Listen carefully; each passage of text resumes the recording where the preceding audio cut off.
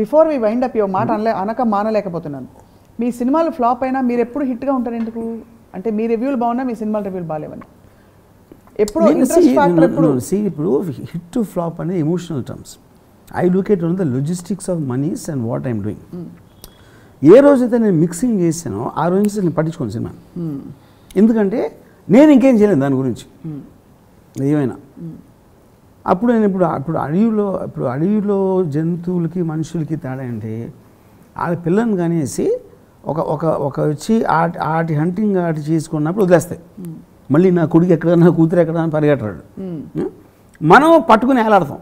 అది సో ఎవడెవడైతే సినిమాని పట్టుకుని ఏలాడతారో వాళ్ళు సీరియస్గా తీసుకుంటారు రివ్యూస్. నేను సీరియస్ తీసుకోను కాబట్టి నేను జంతువుని, వాళ్ళు మనుషులు.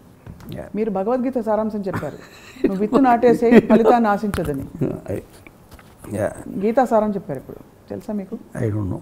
మీరు జంతువు అన్నారు కానీ నేను అదర్ సైడ్ వెళ్ళి చెప్తున్నాను. నాకు గీత అంటే ఇష్టం కానీ గీతా సారం ఏంటో నాకు తెలియదు. సో మొత్తానికి అయితే రివ్యూవర్లని పట్టించుకోవద్దని మీరు చెప్పకనే చెప్పారు. పట్టించుకోవటం తప్పిస్తే మీకు వేరే గతి లేదు అని చెప్తున్నా.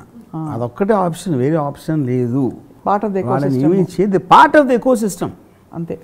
మీరంతే మేకర్స్గా మీకెంత స్వేచ్ఛ ఉందో, ఇంపార్టెన్స్ ఉందో వాళ్ళకి అంతే ఉందంటున్నాను. ఉండనివ్వండి అయితే. పాపం కాదు, అంతే. వాళ్ళు మనకన్నా తక్కువ స్పెండ్ చేస్తున్నారు. రివ్యూవర్స్ ఏంటి, సినిమా డైరెక్టర్ 1 year చేస్తున్నాడు. ఆడు 1 yearలో 100 సినిమాలు రివ్యూ చేస్తున్నాడు. అవును. ఆడెంత తక్కువ, ఆడు నవ్వుకుంటాడు, అడిగేసాడు. ఆడు కూడా ఈ ఒక రివ్యూవర్కి వాడికి వచ్చిన వ్యూస్ కన్నా ఇంకో రివ్యూవర్కి ఇంకా ఎక్కువ వ్యూస్ వస్తే వాడు కూడా బాధపడతాడు. అవును. ఫిల్మ్ మేకర్కి ఎంత బాధ ఆడికి అంతే బాధ ఉంటుంది. అంతే. వాళ్ళు మనుషులే, they are part of the system. ఇప్పుడు ఈ ఎపిసోడ్ చూసి నాకు తెలిసి ఇండస్ట్రీలో చాలా మంది కోపం వస్తుంది. అంటే రివ్యూవర్స్ని సపోర్ట్ చేస్తా. Support is not the point. I'm telling the truth that they are part of it అంటున్నాను నేను. అంతే. మీరు అంటే క్షణక్షణంలో శ్రీదేవి వచ్చి వాడు దొంగగా మారడానికి ఒక రీజన్ ఉందని చెప్పారే, అలాగే ఉంది ఇది కూడా. వాడు రివ్యూవర్గా మారాడు కాదు, అది every one has a place in the world. That's what you can't do without them. దొంగ లేకపోతే పోలీస్ లేడు. అంతే. సేమ్. అన్నిటికన్నా ఇండస్ట్రీ వాళ్ళు main thing they will understand. నేను చెప్పింది ఇండస్ట్రీలో సపోజ్ అంటే ఉదాహరణ చెప్తున్నా, ఒక మంచి రివ్యూ రాస్తే, పొగిడే రివ్యూ, దానికి సంబంధించిన మనుషులు ఆ సినిమాకి మెయిన్ టెక్నీషియన్స్, మెయిన్ యాక్టర్స్, లేకపోతే కొన్న డిస్ట్రిబ్యూటర్స్, బయర్స్, ఇలాంటి వాళ్ళు ఆనందపడతారు. బ్యాడ్ రివ్యూ 1000 మంది ఆనందపడతారు, గంతులేసి డాన్స్ చేస్తారు. అప్పుడు 1000 మంది ఆనందం మీకు ఎక్కువ ముఖ్యమా, ఒక 10 మంది ఆనందం ఎక్కువ ముఖ్యమా అన్నది అది పాయింట్. తప్పకుండా ఆలోచించవలసిన విషయం. సో క్రిటిక్స్ అనేవాళ్ళు ఒక ఇండస్ట్రీ ఒక పాయింట్ కాదు, ఎందుకంటే అది ఎంటర్టైన్మెంట్ ఆస్పెక్ట్. అది ఎంతోమంది 1000 మంది ప్రజలకి ఆనందం ఇస్తున్నారు. అది దానికి వాళ్ళకి కృతజ్ఞత పడి మన రుణపడి ఉండాలి. అదే కృతజ్ఞత, థ్యాంక్స్ చెప్పాలి. అది I'm saying it in a kind of humour way, కానీ the truth is that. Very true. Cartoon వేస్తారు మీరు, ఈనాడులో ఎప్పటి నుంచి వస్తుంది? అవును, 50 years నుంచి వస్తూ ఉంటుంది, 40 years. కార్టూన్ ఏం చేస్తుంది? రివ్యూ ఇస్తుంది గవర్నమెంట్ పాలసీ మీద. అవును. ఎన్టీ రామారావు గారిది అయినప్పుడు వెన్నుపోటు పెట్టించినప్పుడు ఎవరో ఇతను నాదెల్ భాస్కర్రావు వెనకాల నుంచి పొడి చేసేయడానికి కార్టూన్, అది రివ్యూ కదా.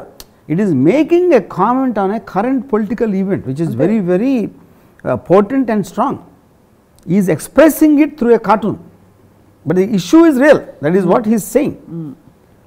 సో రివ్యూ అనేది ఇప్పుడు కొత్తగా రాలేదు, అది ఒక్కటి first of all you have to understand very very clearly. It is a form of an opinion. అది ఇప్పుడు more vocal. Social media device వచ్చింది. అది అప్పుడేదో ఒక పాపగా ఉంది కార్టూనిస్టు, ఇంకో ఎవడో సీరియల్ చేసేవాడు, ఇంకొకటి 5-6 ఉండేవారు. ఇప్పుడు 1000 మంది చేయటానికి మనకు ఒక సాధనం వచ్చింది టెక్నికల్గా. అంతే డిఫరెన్స్. అంతే. కానీ ఫైనల్గా ఆడే సినిమాలు ఆడతాయి, ఆడని సినిమాలు ఆడే సినిమాలు కూడా చాలామందికి నచ్చు, ఆడని సినిమాలు కూడా కొంతమంది నచ్చుతాయి. ఇంకేముంటుంది తర్వాత? ఈగలు కోతుల వల్ల సింహం వేట ఆగదు. ఈ టైట్లా సింహం వేట అవుతుంది, సింహం అనుకుంటుంది కదా, అది ప్రాబ్లం. ఓహో, ప్రాబ్లం అది. మీరు 1 year చేశారు, కోట్లు ఖర్చు పెడితే మీరు సింహం అని అనుకుంటున్నారు. అదే వీళ్ళు ఒక 2 నిమిషాల్లో సినిమా చూసి 3 నిమిషాల్లో రివ్యూ రాసేసి అని ఒక చిరాకు, కోపం, ఒక బాధ కలిగిస్తున్నాయి. అయితే మీరు ఈగలు కోతుల వల్ల నీ వేట ఆగదో సింహం అని సింహానికి చెప్తున్నారు మీరు, అంతేనా? కాదు, నీ వేట తప్పంటున్నా. నువ్వు అడవిలో ఉన్నప్పుడు అన్నిటితో పాటు నువ్వు సహజ జీవనం చెయ్యక తప్పదంటున్నా. అది నేను చెప్తున్నా అంతే. ఇది బాగుంది, ఇది శాంతియుతంగా. అడవికి నువ్వెంత ఇంపార్టెంట్, ఈగ, కోతి, పాము, నక్క, పులి, ఏనుగు అన్నీ కూడా, చెట్టు కూడా అంతే ఇంపార్టెంట్. అది చెప్పేది. That is what is called ecosystem.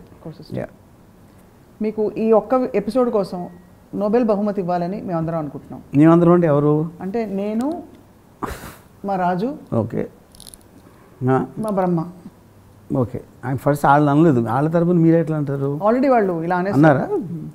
ఒక రివ్యూర్ని అన్ని రివ్యూర్లు ఫాలో అవుతారు. ఓకే, ఒక వెబ్సైట్ని అందరు ఫాలో అయినట్టు. బట్ చాలా enlightening episode Ram Gopal Varma garu. On more serious note, that learning to live with the ecosystem and not అంటే adding to the drama, or that also becomes entertainment actually చూస్తే. That is entertainment. రివ్యూల మీద today the reviews actually are more entertaining. ఈ film industry ఎవరైనా good మీద చేసిన వాళ్ళు they love bad reviews of other films. అది ఇప్పుడు ఫర్ ఎగ్జాంపుల్ రాజమౌళి రేపు పొద్దున్న ఎప్పుడైనా ఫ్లాప్ తీసాడు అనుకోండి, బయటకు వచ్చి డాన్స్ చేస్తారు ఇండస్ట్రీ వాళ్ళు అందరూ. ఎందుకంటే జెలసీ అనేది మానవ సహజం. ఏమో ఈడొక్కడికే తెలుసా అంత బ్లాక్ బస్టర్ ఇటు తీయడానికి, అది ఫ్లాప్ తీయడా అనేది భరించలేడు జెలసీతోటి ఎవరు కూడా. ఆ లెక్కన మరి బాహుబలి తర్వాత సాహో తర్వాత పేరేంటిది మన రాధేశ్యామ్, ఇవి చూసినప్పుడు ప్రభాస్ గురించి ఏమని అనుకుంటారు? 100% ఎవరు అనుకుంటారు? ప్రభాస్ ఫ్యాన్స్, వాళ్ళు కల్ట్ ఫాలోయింగ్ నేను చెప్పినట్టు. ఈ వేరే హీరోస్ ఇప్పుడు 100% కుళ్ళు లేకపోతే మనిషి అనేవాడికి బతుకు ఉండదు. కుళ్ళు అనేది మానవ సహజం అంతే. సూపర్, ఇది crux of the matter actually. And it's a good thing అన్న. కుళ్ళు లేకపోతే మీ కాంపిటీషన్ రాదు. పురోగతి, వాడికన్నా నేను ఎక్కువ ఉండాలి అనే యాంబిషన్ రావటానికి, మోటివేషన్ రావటానికి కుళ్ళు ప్రధాన కారణం. అదేదో అందంగా ఎన్ని అని చెప్తారు, ఎన్ని అనేది ఏమి ఉండదు, కుళ్ళే ఉండదు. చాలా గొప్పగా ఉంది ఈ philosophy and thought Ram Gopal Varma గారు. కుళ్ళు ఫిలాసఫీ అంటారా? కుళ్ళు ఫిలాసఫీ. రివ్యూవర్లని పై రియాక్ట్ అయ్యే వాళ్ళకి, ఈ రెండు జరుగుతున్నప్పుడు సినిమా చూసే వాళ్ళకి అందరికీ చెప్పాల్సిందని చెప్పేశారు. పిక్చర్ అవి బాకీ హై. కానీ ఈ మధ్యకాలంలో ఆన్ వెరీ సీరియస్ నోట్, ఇది కన్క్లూడ్ చేసేస్తాను ఈ పాయింట్తో. 515 ఒక్క సినిమా కూడా రాలేదేంటండి? నా సత్యాకు వచ్చింది 515. అమేజింగ్. ఇది times of India Khalid Mohammed ఆ టైంలో 515. అప్పుడు ఫోన్ చేసి వాయించారంట ఖాళీద్ మహమ్మద్. మరీ 500 ఫీట్స్ అంటే అదే చెప్తున్నా. Super, that is it. ఇప్పుడు అన్నిటికన్నా ఎక్కువ ఏంటంటే సినిమా బాగాలేదు, బాగుంది, చండాలంగా ఉంది, అద్భుతంగా ఉంది, దే ఆర్ జస్ట్ ఉప్మాన, దే జస్ట్ వర్డ్స్. రివ్యూ అనేది నాకు ఇప్పుడు ఫిలిం అనేది ఒక ఇంటెన్షన్తో స్టార్ట్ అవుతుంది. అవును, ఏ డైరెక్టర్కైనా ఒక ఐడియా నుంచి ఏదో స్క్రీన్ ప్లే వస్తుంది, మేకింగ్ ఆఫ్ ద ఫిల్మ్ ఉంటుంది. ఎండ్ వచ్చేసరికి ఏ ఉద్దేశంతో ఏ రోజు నువ్వు ఆ డెసిషన్ తీసుకున్నావు ఆ సినిమా తీయటానికి అన్న ఒక ఎమోషనల్ స్టేట్ ఒక ఏదైతే ఉందో, అది థియేటర్లోకి టికెట్ కొనుక్కుని వచ్చేవాడి వాడి మైండ్ సెట్కి ఒక ఈక్వేషన్ కుదరటం అనేది జరగదు. There itself you should first ఏముంటుందని expect your work not to be like. మీ సినిమా హిట్ అయితే ఆశ్చర్యపోయే, నిజంగా హిట్ అయిందా అని మీరు షాక్ అయిపోయే డెసిషన్ తీసుకుంటే then you can bear with it. అందుకే మీరు ముందే నా సినిమా 1000 కోట్లు చేస్తుంది లేకపోతే ఇది అయిపోతుంది అని మీరు ముందే ఫిక్స్ అయిపోతే అది ఎంత మీరు నమ్మితే దాని సక్సెస్ని అంత ఎక్కువ ఎఫెక్ట్ అవుతుంది. అదొకటే కాదు, మేము అందరం ఫ్యామిలీలో షూట్ చేసాం, అది కూడా ఒకటి. ఇంకా అన్ని పబ్లిసిటీ ఆస్పెక్ట్స్. ఇప్పుడు దాని తర్వాత ఇప్పుడు మీరు ఫిల్మ్స్ పక్కన పెట్టి ఇప్పుడు మీరు మంచి బట్టలు ఒక మంచి బట్టలు వేసుకుని ఒక అమ్మాయి లేకపోతే ఒక అబ్బాయి ఇంప్రెస్ చేద్దాం ఉద్దేశంతో వెళ్ళాడు అనుకోండి, అసలు కామెంట్ కూడా చేయలేదు అనుకోండి ఆడు వేసుకుని బట్టల మీద, అది రివ్యూ కదా. అవును, అంతే. Ignoring is also review. అంతే. నాకు ఒకసారి రెహమాన్ చెప్పాడు, ఒక ట్యూన్ కంపోజ్ చేస్తూ ఉంటే ఇది అసలు ఇయర్ బ్లాక్ బస్ అయిపోతుంది అనిపిస్తుంది. ఫంటాస్టిక్గా నేను ఓ అనుకుని 2-3 సార్లు నేనే ప్లే చేసి వినేసి అది పాట చేసి బయటికి వెళ్తే అసలు ఇగ్నోర్ చేస్తున్నాను అందరూ. ఆడియో కంపెనీ ప్రమోట్ కూడా చేయదంటారు ఆ సాంగ్ని, ఆ ఆల్బంలో ఉన్న ఆ సాంగ్ని. ఏదో టైం లేదు గబగబా దాన్ని షూట్ చేస్తే అది super hit. So if everything works on such randomness it is ridiculous to take anything seriously. That's my point. అది గ్రేటెస్ట్ ఫిలాసఫీ అది. యా కానీ ఈ విషయాల్ని మాత్రం అందరూ సీరియస్గా తీసుకుంటారని ఆశిస్తూ మీకు ధన్యవాదాలు రామ్ గోపాల్ వర్మ గారు. Thank you so much. ఎవ్వరు సీరియస్గా తీసుకోరు, ఎందుకంటే అది ఎమోషన్తో కూడిన విషయం.